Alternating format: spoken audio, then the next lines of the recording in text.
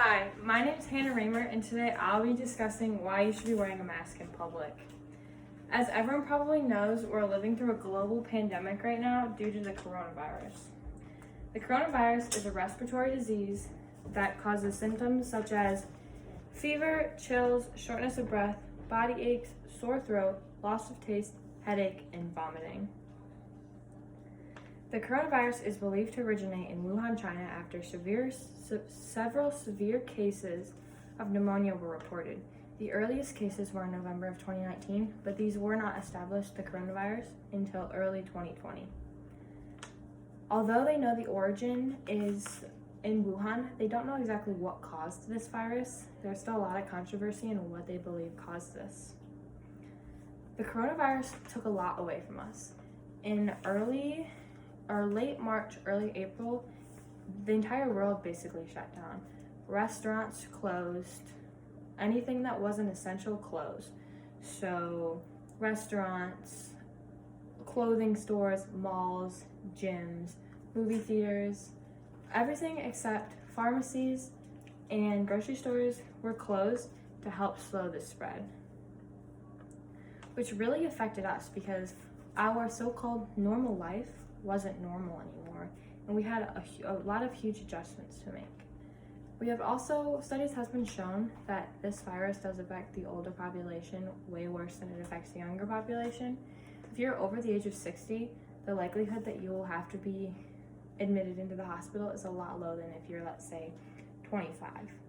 But just because you're young and you get the virus and it's not as bad as someone else, doesn't mean you shouldn't be scared of it, because as of right now, we're still unsure of the long-lasting effects that this virus has in our lungs, and it's not worth the risk to contract this disease and have future problems in the future when there are simple tests you can do and preventative measures you can take to not get the disease. Just a few statistics. As of March 19th, there were 254 cases, positive cases in Michigan. April 13th, there were 1,953. June 15th, there were only 74 positive cases that day. And then as of just a few days ago, August 15th, 1,015 positive cases were reported. Total, Michigan has had over 102,000 cases and only about 2,000 dead. Now, 2,000 dead is a lot, but compared to some other countries, we actually have a quite low number of deaths. So why is wearing a mask important? As I said before, we have to take some other preventative measures to stop the spread, which are social distancing, which is staying 6 feet apart from others to slow the spread, as well as more proper and thorough hand washing to get rid of any of the virus that may be on your hand after leaving the house. But masks are, as of right now, the number one way to stop the spread if you will be going outside. This virus is a person-to-person,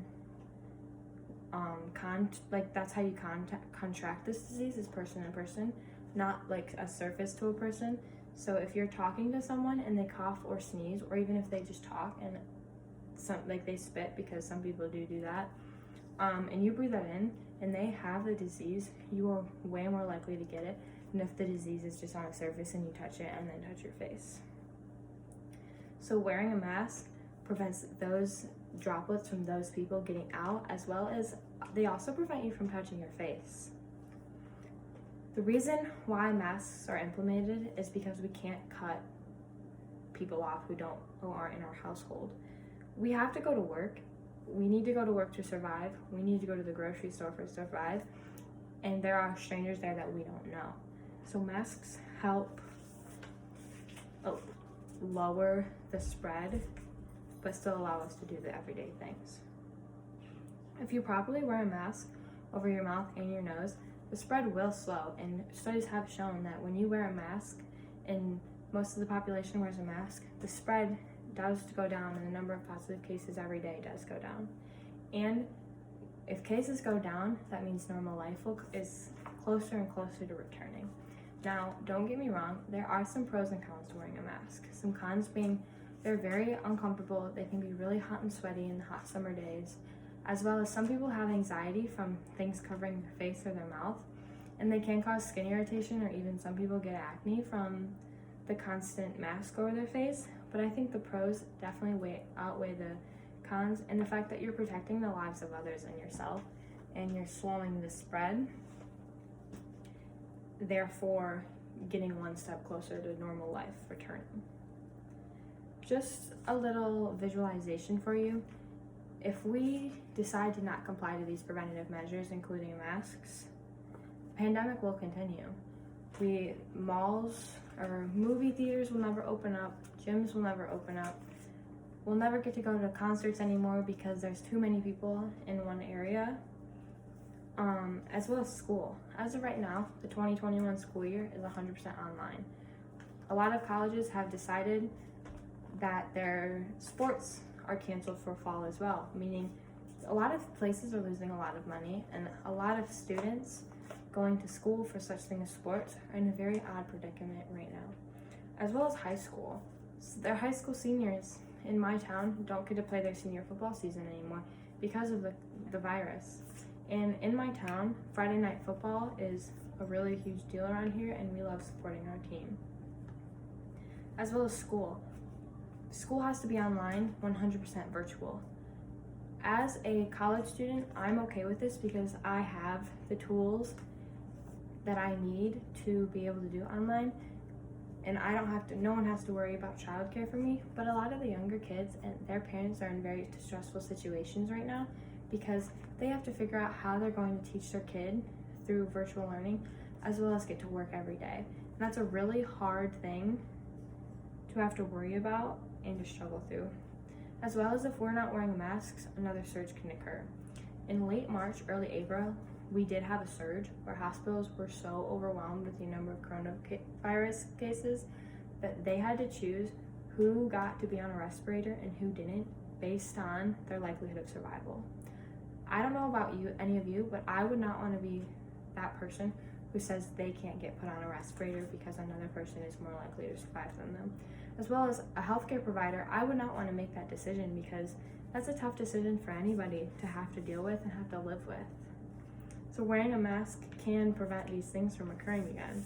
And they're really simple tasks. You just need to wear the mask properly over your face and your nose.